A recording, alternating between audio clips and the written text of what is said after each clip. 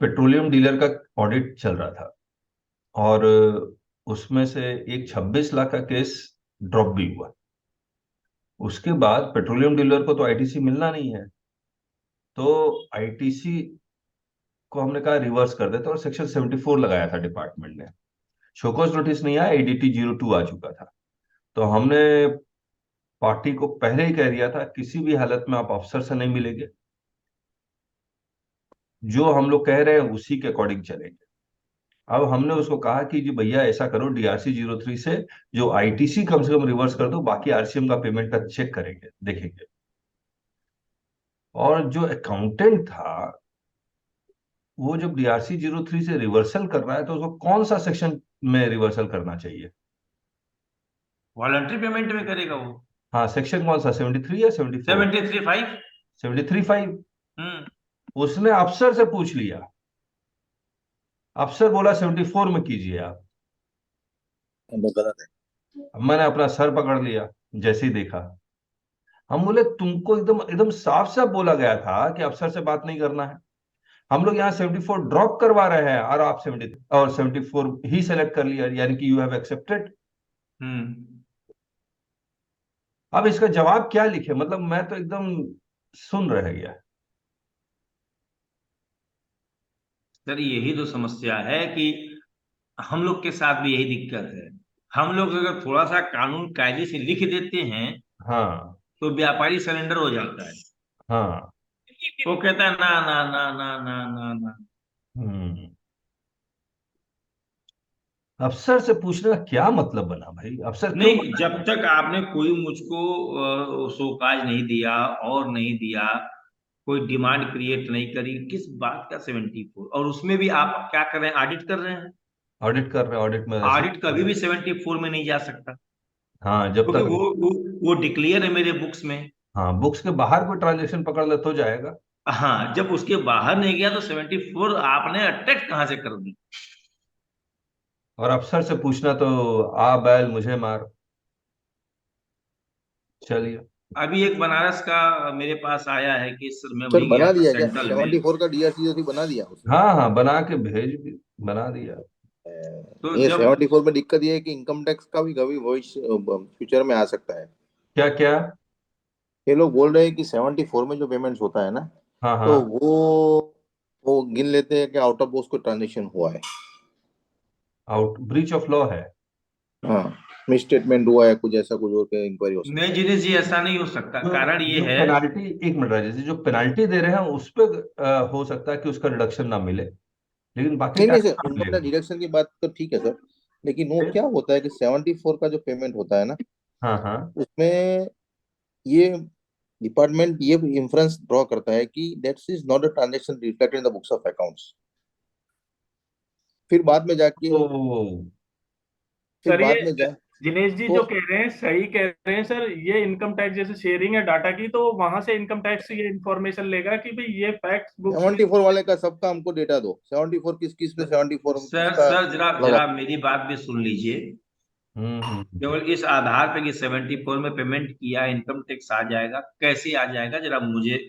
मेरा क्या मेरा क्या कोई टर्नओवर मेरा बढ़ गया कि मैंने नहीं, नहीं गवर्नमेंट को नहीं, टैक्स नहीं अरे दिया? नहीं, राजेश जी। अरे राजेश जी सुनिए हाँ मेरी बात। राजेश जी, हाँ, आप हाँ। जो बोल रहे हैं ना उसको तो बाद में फैक्ट्स हम देंगे, तब जाके तब डिस्क्लोज पता लगेगा, करेंगे, ठीक। वो तब तो जाके बाद क्लोज में प्रूव करेंगे। होगा सर, बाद में प्रूव होगा वो तो। हाँ, वो बात अलग है कि एक बार आपको प्राइमा परेशान फेसी करेंगे। प्राइमा हाँ फेसी तो प्राइमा फेसी तो 74 में ये माना जाएगा कि कुछ ना कुछ गड़बड़ है।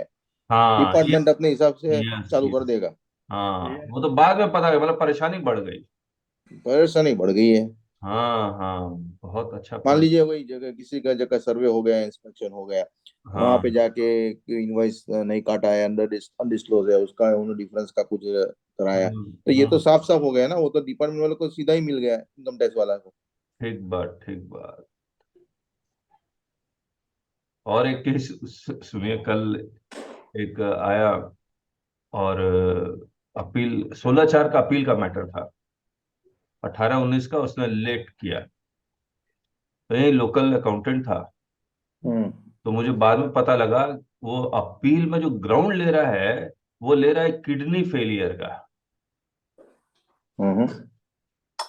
अब बताइए, तो वो किडनी तो फेलियर के हो गया इसलिए हमने लेट रिटर्न फाइल किया है, तो क्या ये हो जाएगा? Circumstances beyond his control. नहीं। लेकिन 16(4) में इसकी कोई छूट नहीं है ना, यस, आदमी अगर मर भी जाए तो लीगल तो रिप्रेजेंट, भी छूट नहीं है, कोई हाँ छूट नहीं लीगल है। रिप्रेजेंटेटिव को करना है, कैसे बच हम्म जाएगा वो? हम्म। फोर्स छूट मेजर नहीं का है। केस तो है ही नहीं पूरे दुनिया, आप अकेले पर्सनल मैटर है आपका। अगर ऐसा होने लगे, बचने लगे, तब तो फिर तो सारा व्यापारी बीमार पड़ेगा, सारा व्यापारी का किडनी फेलियर दूसरी होगा। सर सबसे बड़ी चीज क्या है, आप किडनी फेल्योर का एक बार अगर लेना भी चाहते हो, तो हाँ। जो डेट आपने चूज कर रहे हैं उस डेट में आपकी कोई ना कोई बिलिंग, कोई ना कोई कैश, यस, कुछ ना कुछ बैंक हमेशा जा रहा है। जा रहा है और आ रहा है। ग्राउंड कैसे एक्सेप्ट करेगा कोई, अगर कोई देना भी चाहे मर्सी पे एक बार, हाँ हाँ हाँ तो हाँ। देगा कैसे? देगा कैसे? व्यापारी मतलब व्यापार है, ट्रेडिंग कर रहा है। इससे बहुत अच्छा बोला आपने राजेश जी, कि कहीं ना कुछ तो हो ही रहा है ट्रांजेक्शन। उस किडनी फेलियर में ये ट्रांजेक्शन कर पा रहे हैं और ये वो वाला नहीं कर पा रहे, ठीक बात। तरह तरह के लोग हैं, क्या कीजिएगा, लॉ के अकॉर्डिंग जाना चाहिए। चलिए, किसी का नोटिस?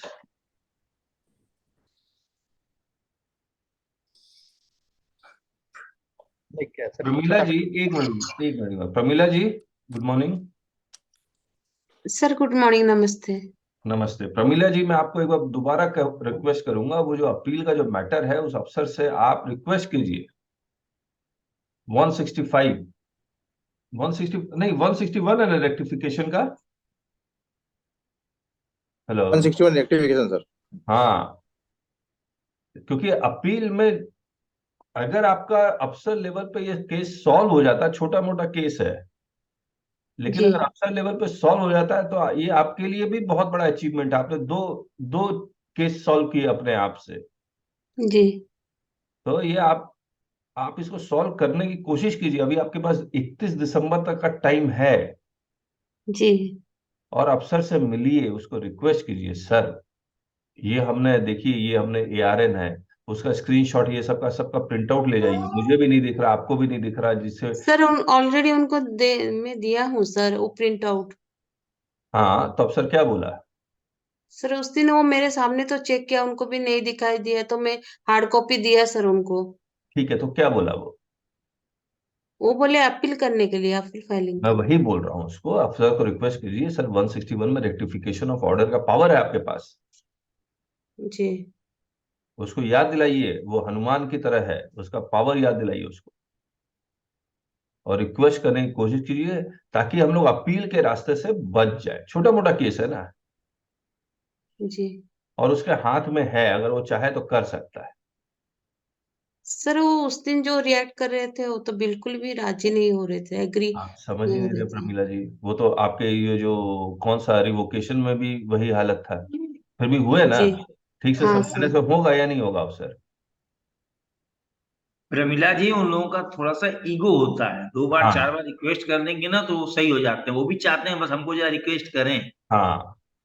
इस मामले में अनिमेष जी बहुत मक्खन लगाते हैं।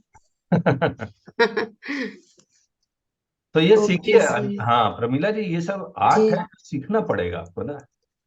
जी सर। हम लोग अपील फाइल कर देंगे तो अपील में तो आप ही को अपीयर होना पड़ेगा। जी एक सर सर। है ना, हमारे असिस्टेंट कमिश्नर है, बहुत हाँ रिजिड। 10 दिन हाँ तक नहीं करेंगे, 183 नहीं मानेंगे, ये करेंगे। लास्टली उनको मना है। हाँ हाँ, हाँ। कैसे अभी मना प्रमीला जी को बताओ।